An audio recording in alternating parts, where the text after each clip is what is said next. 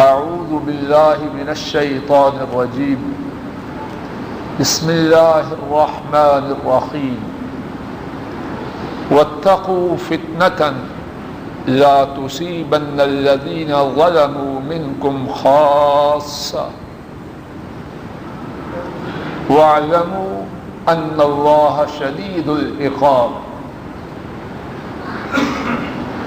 بات یہ ہے کہ ہم پر قیامت صغریٰ آ چکی ہے۔ امت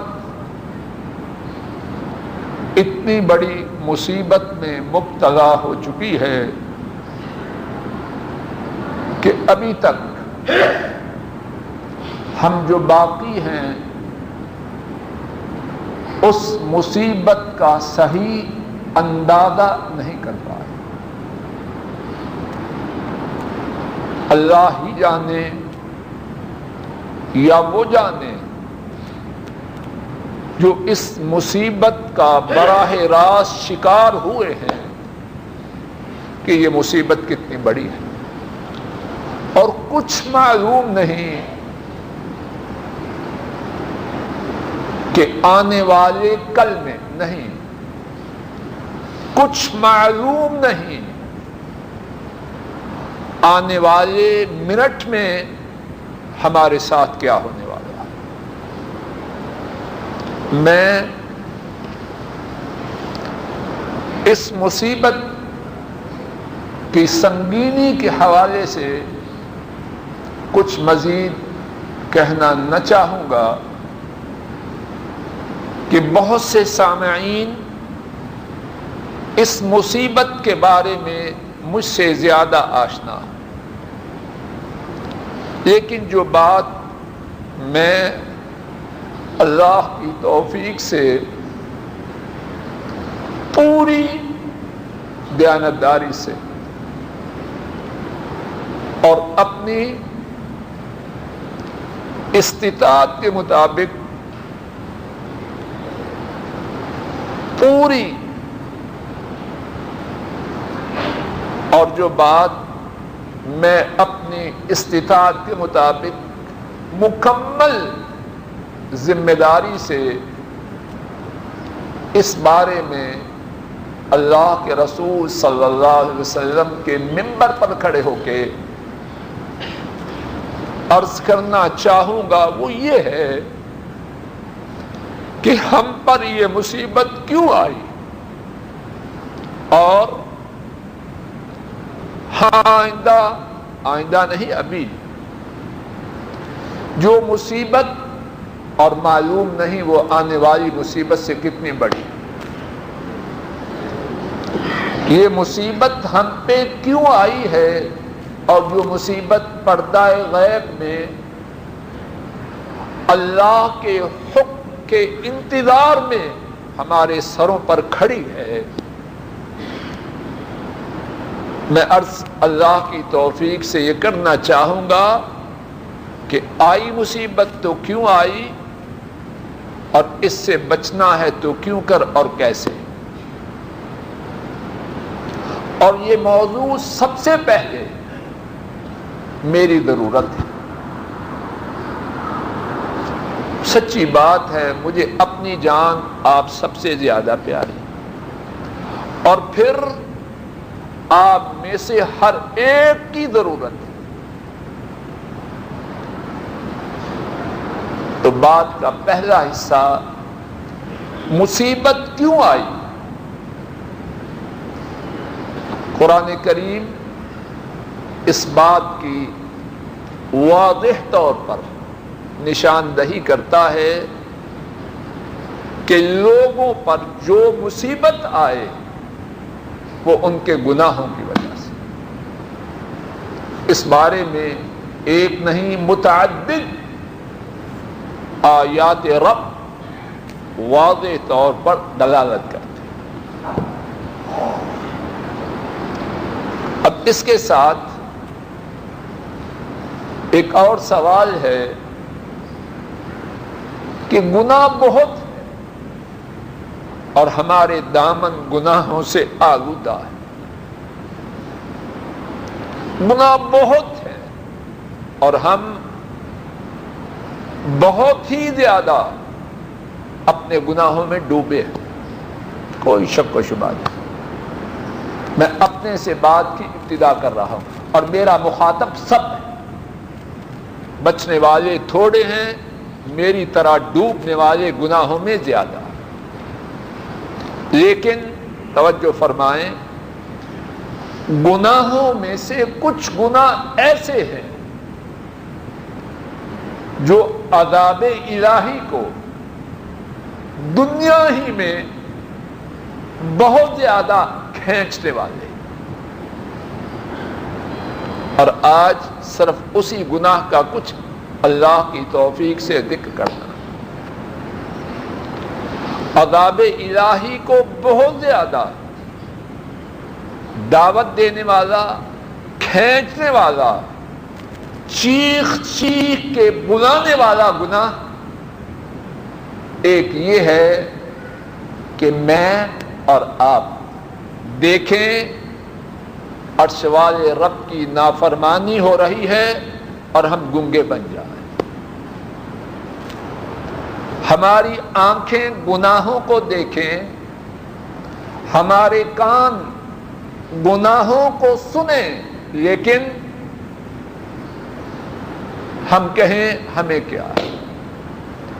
لوگوں، رب ذوالجلال کی قسم، رب ذوالجلال کی قسم، رب ذوالجلال کی قسم، میرا اعتقاد یہ ہے ہم پہ جو عذاب آیا ہے اس کا بہت ہی بڑا سبب ہمارا یہ گناہ ہے، اور اسی گناہ کو کتاب و سنت کی زبان میں امر بالمعروف اور نہی عن المنکر کا چھوڑنا ہے، نیکی کا حکم دینا، اس کا چھوڑنا، برائی سے روکنا، اس کا چھوڑنا۔ جمعہ کا دن ہے، سینکڑوں کی تعداد میں، لاکھوں میں سے لوگ مسجد میں آتے ہیں، یہ تعداد تسلی بخش نہیں، لیکن پھر بھی سینکڑوں کی تعداد لاکھوں میں سے مسجدوں میں آتی ہے یا ہزاروں میں کہیں،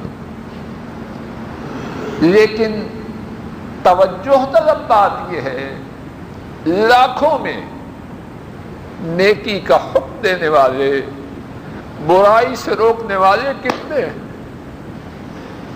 اللہ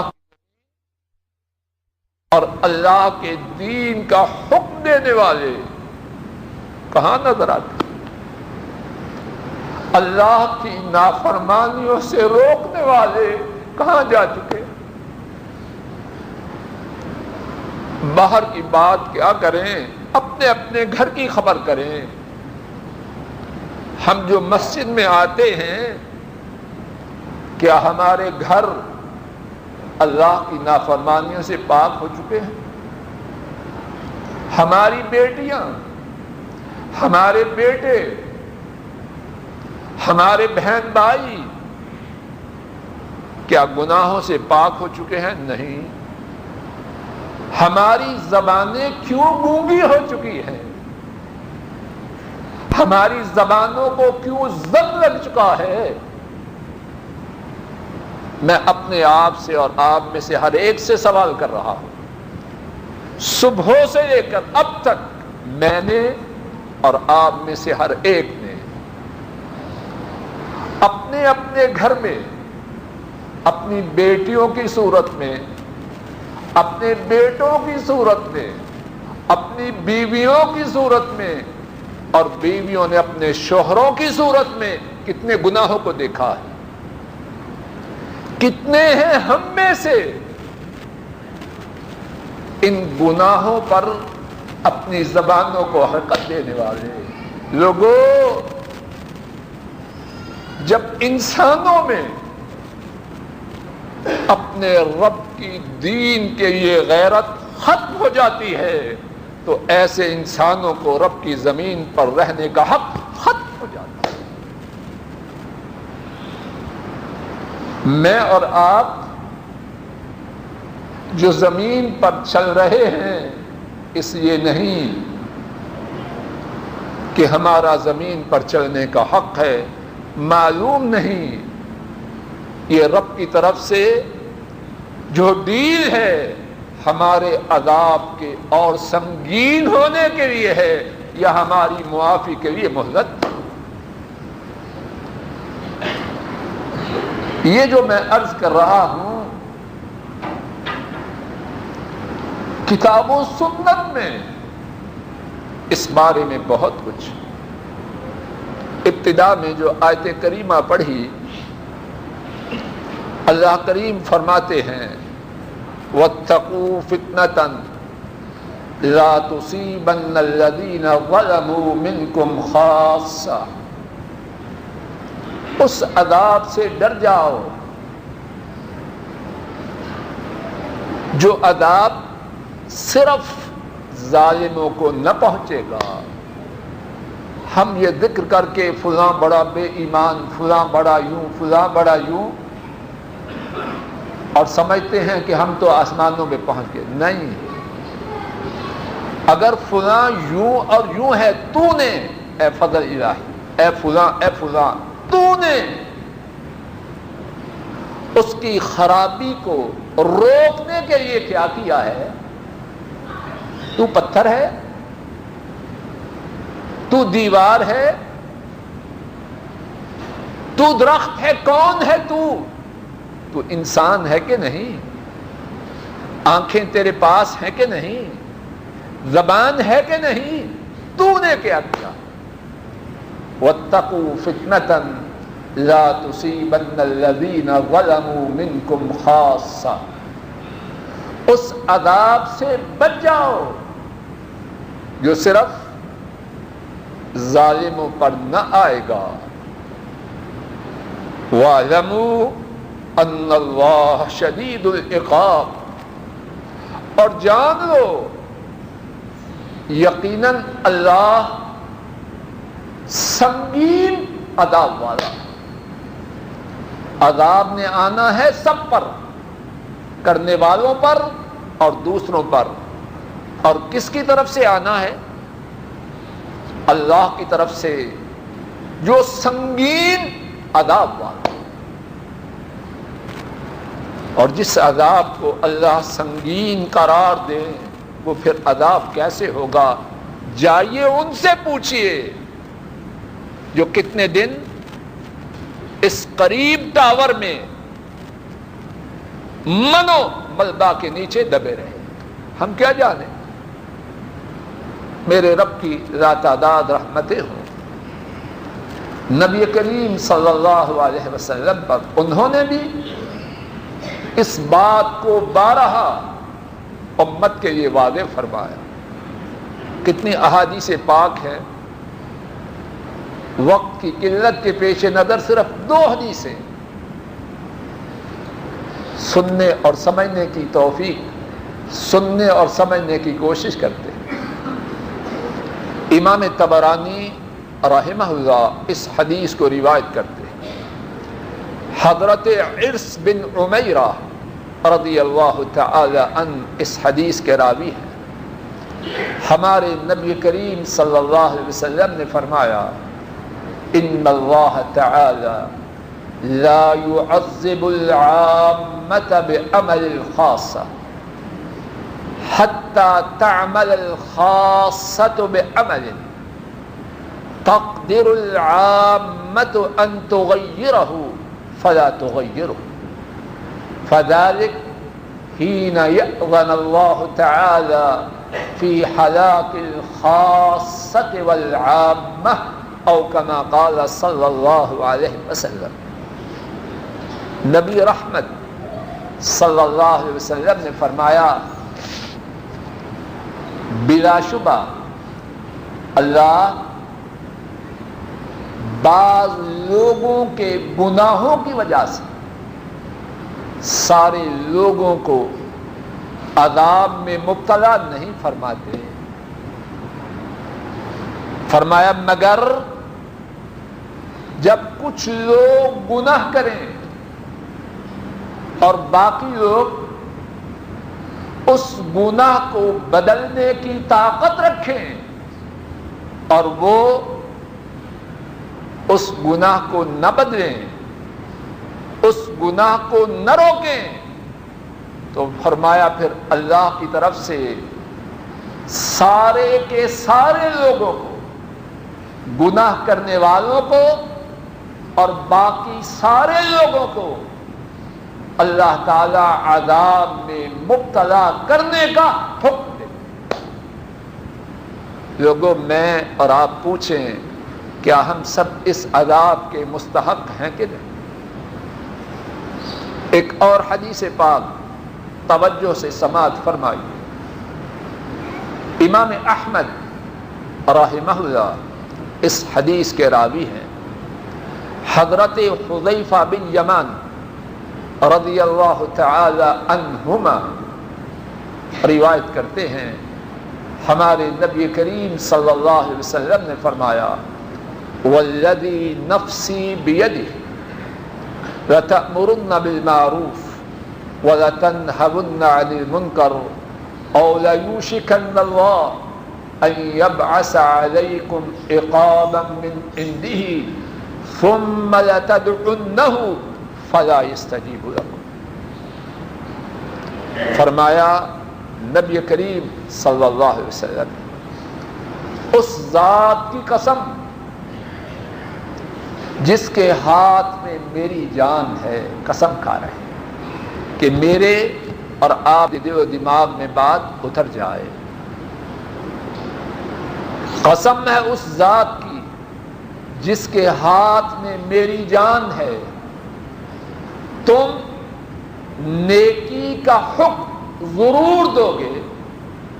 اور اللہ کی توفیق سے یہ حدیث پاک کا لفظی ترجمہ، تم نیکی کا حکم ضرور دو گے اور برائی سے ضرور روکو گے، وگرنہ تم پر اللہ کا عذاب ضرور آئے گا اور تم اللہ سے ضرور دعائیں کرو گے، اللہ تمہاری دعاؤں کو قبول نہ کرے گا۔ نبی کریم صلی اللہ علیہ وسلم یہ حدیث پاک امت کی دشمنی کرتے ہوئے نہیں سنا رہے۔ کیوں سنا رہے ہیں؟ آنے والے خطرات سے رؤوف رحیم، شفیق مہربان، سراپا رحمت، مجسمہ شفقت نبی کریم صلی اللہ علیہ وسلم آنے والے خطرات سے امت کو آگاہ کر رہے ہیں کہ سنیں، سمجھیں اور آنے والے عذاب سے بچ جائیں۔ میرے ساتھ اس حدیث پاک پر خوب غور فرمائیں۔ ہمارے نبی کریم صلی اللہ علیہ وسلم نے امت کو آگاہ فرمایا کہ انہیں دو باتوں میں سے ایک کو لازماً اختیار کرنا ہے، جو چوائس ہے وہ دو میں سے ایک کا ہے، تیسری بات ہے ہی نہیں۔ کوشچن پیپر آئے، اس میں دو سوال ہو اور کہا جائے ایک چنو، یا عام طور پر ایسے ہوتے ہیں، دو ایسے ہیں، دو مضمون ہیں، ان میں سے یہ بند کر دیں۔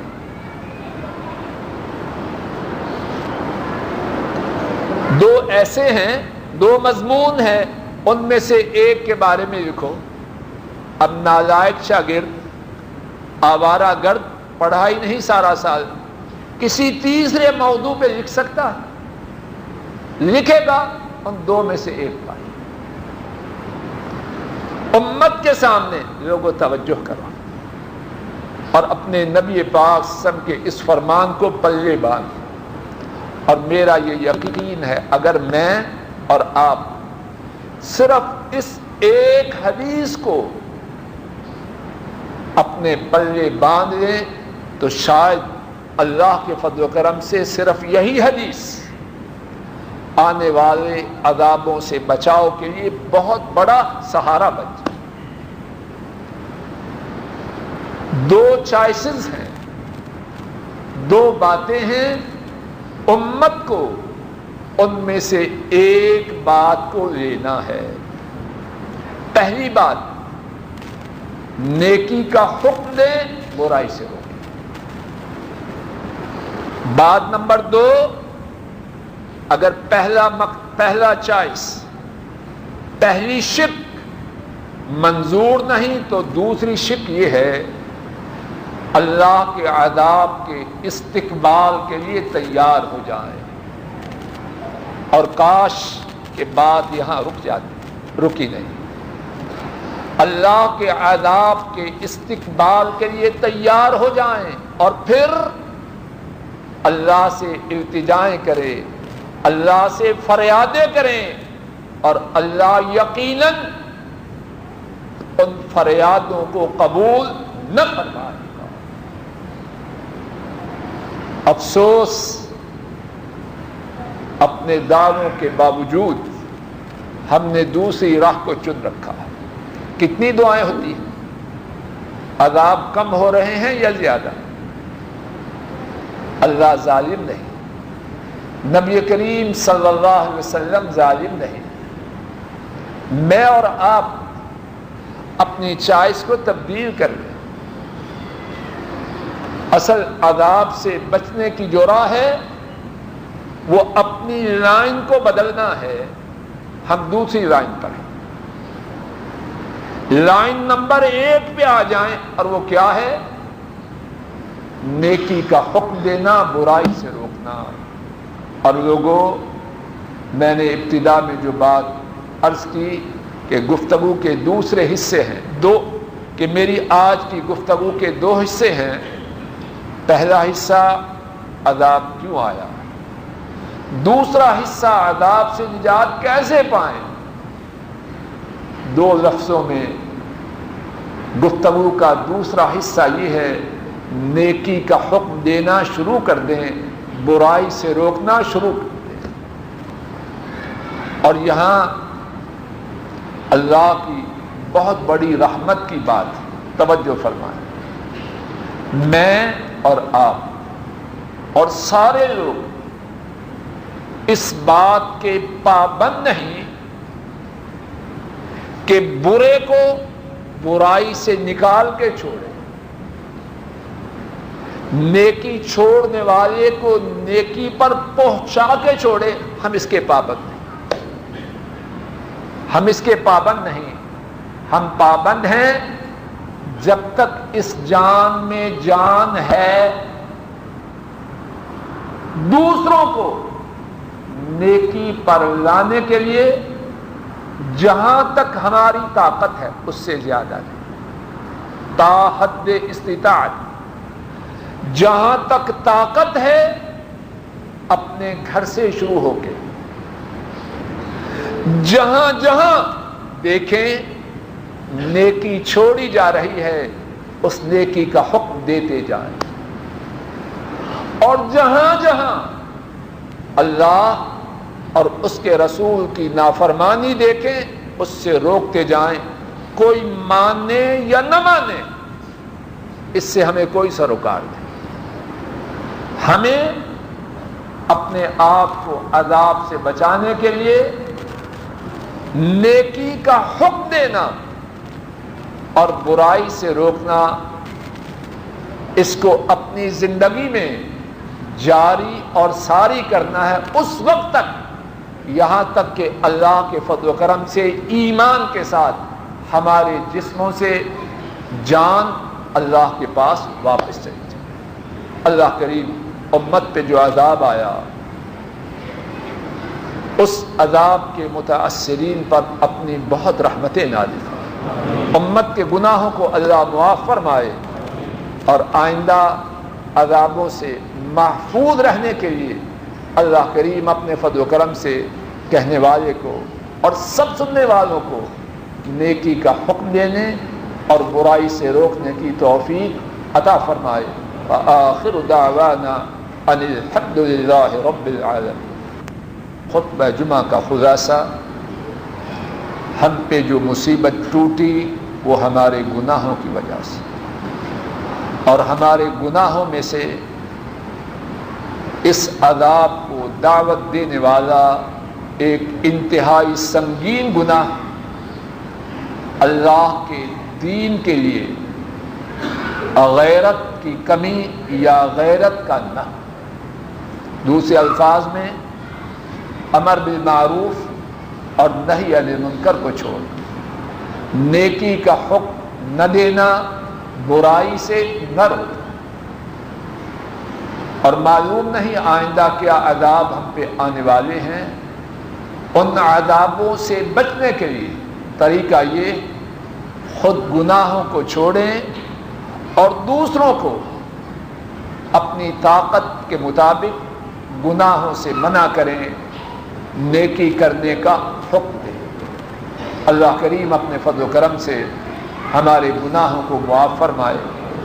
اس عذاب میں جو مسلمان فوت ہوئے، اللہ اپنی رحمت سے انہیں شہیدوں میں شامل فرمائے۔ جو زخمی اور بیمار ہوئے، اللہ اپنے فضل و کرم سے ان سب کو شفائے کاملہ و عاجلہ عطا فرما دے۔ جن لوگوں کے نقصانات ہوئے، اللہ کریم اپنے فضل و کرم سے ان کے نقصانات کی اپنی رحمت سے بھرپور تلافی فرما دے۔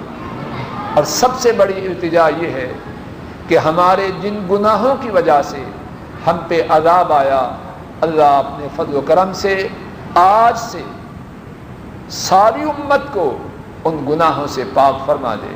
اللہم صلی علی محمد وعلی آل محمد کما صلیت علی ابراہیم وعلی آل ابراہیم انک حمید مجید۔ اللہم بارک علی محمد وعلی آل محمد کما بارکت علی ابراہیم وعلی آل ابراہیم انک حمید مجید۔ ربنا ظلمنا انفسنا وإن لم تغفر لنا وترحمنا لنكونن من الخاسرين۔ ربنا آتنا في الدنيا حسنة وفي الآخرة حسنة وقنا عذاب النار۔ ربنا هب لنا من أزواجنا وذرياتنا قرة أعين واجعلنا للمتقين إماما۔ اللهم أحسن عاقبتنا في الأمور كلها وأجرنا من خزي الدنيا وعذاب الآخرة۔ اللهم إنا نسألك علما نافعا وعملا متقبلا ورزقا طيبا وشفاء من كل داء۔ اللهم اغفر لموتانا، اللهم اشف مرضانا، اللهم اغفر لموتانا، اللهم اشف مرضانا، اللهم اجعل هذا البلد آمنا مطمئنا وسائر بلاد المسلمين۔ اللهم وفق ولاة أمور المسلمين لما تحبه وترضى۔ سبحان ربك رب العزة عما يصفون وسلام على المرسلين والحمد لله رب العالمين۔